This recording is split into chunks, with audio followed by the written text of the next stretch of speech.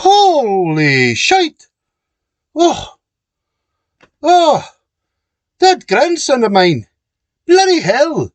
He's trying to kill me with all those bloody exercises, I'm telling you right now. Does he know, Ken, I'm 381 years old? Oh, I cannot take it. I think I'm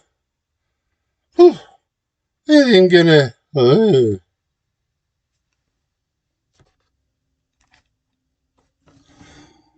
Woo-wee! Hey, y'all. Sergeant TJ here, coming at you once again. There you are. From the heart of Texas, right here in the DFW. Wow. All right, so here's the thing. I just finished my 5th day in a row of my 60 for 60 challenge. And I have to say, I am feeling good, but I'm also very, very sore. I told my daughter, I'm kicking my own ass. And that's pretty much, that pretty much is it right there. So anyway, hey, but you know what? Anything worth doing, you got to put in some effort. So I just have to say, 5 days into it, feeling every muscle in my body, even muscles I didn't know I had. Thank you. And it's all good.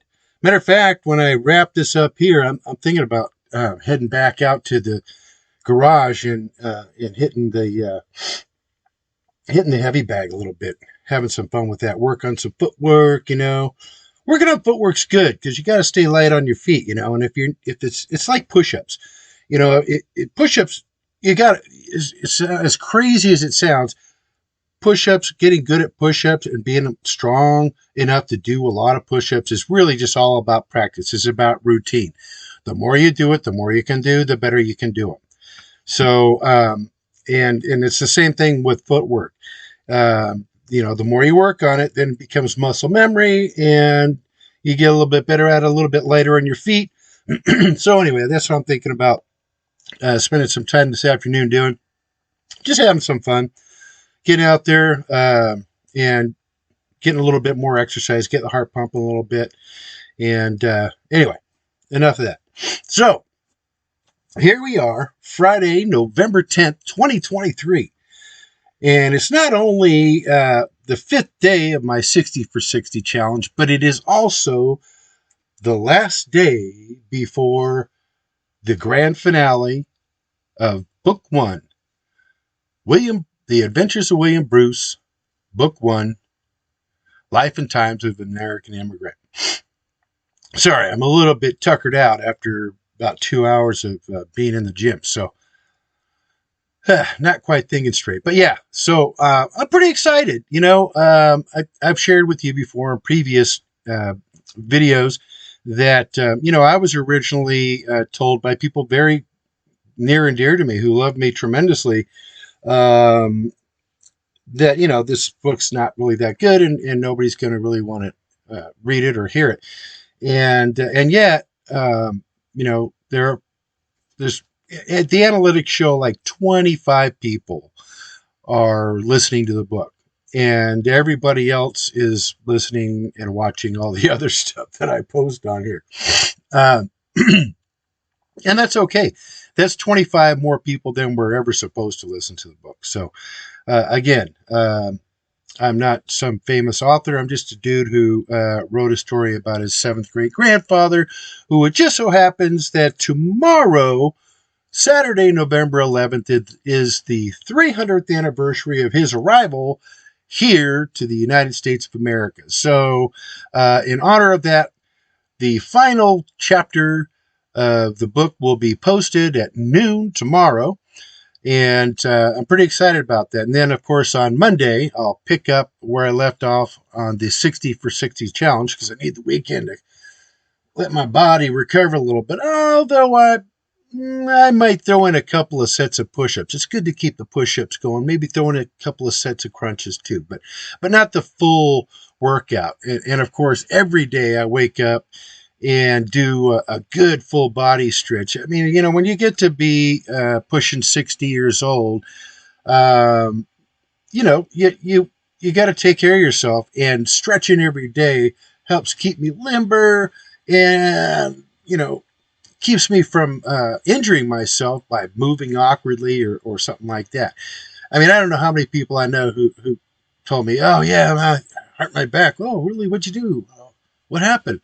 Oh, I don't know. I just moved. Hey, that's what happens. If you don't take the time to treat your body right, to stretch out and stretch your muscles and use your muscles, do some exercises of some sort, even if it's only walking around the block. Hey, my mother-in-law is, let's see, 88 years old. Yeah, she's 88 years old. And let me tell you something. She gets up every day, and trust me, I know she's aching on parts of her body I don't even know about. You know what I'm saying? But nevertheless, hey, she's still here. She ain't dead yet. And at 88 years old, she gets herself up and goes out walking every single day. Every day. And I think she was doing like 3 miles a day. I don't know how far she's doing. Maybe half that now. I'm not sure. But still, my point is, you know what? You're still here. You're still alive. So you still got to take care of yourself. So anyway, this weekend I'll take a break from the rest of my workout routine. Let my body recoup, but I'll still throw in some stretching first thing in the morning to start my day, and then knock out some push-ups along the way. One of the things that helped me when I was younger, I mentioned that I used to run 8 miles a day. Well, I don't do that anymore. After a while, my knees started just beating the shit out of me, and I just couldn't do it anymore.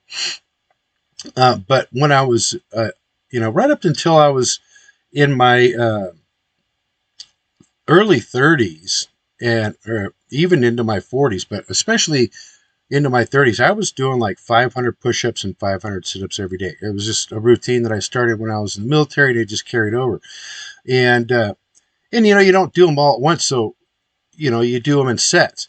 And so that's kind of the approach I'm taking now to get me to that 60 for 60.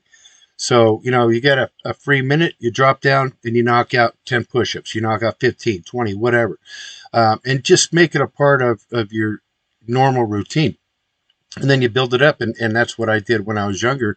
And like I said, before I knew it, I was doing 500 push-ups, 500 sit-ups every day. It seems like a lot, but it really wasn't, because like I say, you're breaking it up over the course of the day. So anyway, that said, tomorrow, in addition to William Bruce's finale, I have another announcement. There's a fella that I met on June 8th, 2008. No, pardon me. Yeah. June 8th, 2008 at AT&T Ballpark in San Francisco.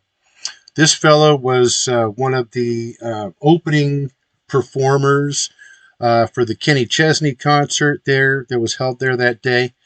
And anyway, long short of it is he and I got an opportunity to meet one another and become friends, and I've had the honor of since then not only of becoming his friend, but touring the country to venues all over this great nation of ours where he performed, some in front of crowds of well over 150,000 people at these huge country music festivals. Anyway, he's also, in addition to being an amazing artist and musician, he's also a fellow veteran and a fellow non-commissioned officer like myself. So anyway, his name is Stephen Cochran. Fantastic guy. He was a spokesperson for the Veterans Administration and continued to perform his music since then, right up till today. And matter of fact, I had the honor of helping out on one of his video shoots a few years back, a song called She'll Thank Me Later. A lot of fun. Of course, I had no business whatsoever being there. I had done a lot of plays and stuff like that, but I'd never been a part of the production of a music video, and so that was a heck of a lot of fun, and I really appreciate that he let me in on the action. That was a video that was directed actually by Sergio Valenzuela, who was another veteran of the United States Army. Matter of fact, it's funny, we got to talk, and if memory serves, he's actually from Salinas, California, which is where, when I was in the Army, I was assigned to Fort Ord, the 7th Infantry Division Light, and that was in Monterey, California, and I actually lived in Salinas for a time and commuted to Fort Ord every day for work. So anyway, he did a fantastic job. If I can figure out how to do it, I'll include a link to that video in the description for y'all to check out. But anyway, to my point, Steven is releasing a brand new song tomorrow, and I'm pretty excited for him. So he's already got a bunch of radio stations lined up, because he's been doing this for a while now, and his music's fantastic. So anyway, check out the link in the description if you would. Follow it over and throw Steven some support, because he's been fantastic, not only to me but for all veterans. Been a real voice for the veterans community, and just an incredible story. Just so you know, this guy was blown up by IED, was paralyzed, woke up at Bethesda Naval Hospital, I believe it was, paralyzed. By the grace of God, they tried an experimental procedure called a kyphoplasty, and it worked. And Stephen was given a second lease on life, and to the point where he went from being paralyzed to being this crazy Marine jumping around on stage singing country music. So, and on top of that, traveling around the country speaking on behalf of U.S. veterans everywhere. So anyway, click that link in the description if you would, and throw him your support, because he's certainly worthy of it. And anyway, so that's tomorrow, along with the finale of The Adventures of William Bruce, Book 1, Life and Times of an American Immigrant. So until next time, folks, I'm going to go and head back out to the garage, I think, and spend some time on that heavy bag. It's kind of fun, just saying. And then I'm going to get back to it again on Monday. But now that the book will have been completely released by then, on Monday I'll begin recording and narrating The Adventures of William Bruce, Book 2, First American Father. So I'll get to doing that and try to get that all wrapped up and canned and ready to release by my birthday next year in May. So in the meantime, I'm going to continue my 60 for 60 challenge, if it doesn't kill me in the meantime, and keep working on getting those 60 push-ups in one set. So anyway, I appreciate your time, and I look forward to hooking up with y'all again real soon and giving you updates on the progression of Book 2. And as always, please like, share, and subscribe all of my videos, this one and especially my book videos, each chapter. Send them out to a friend. Hey, maybe they'll enjoy it as much as you are. Anyway, until next time, like, share, and subscribe. This is Sergeant TJ, and I'm out.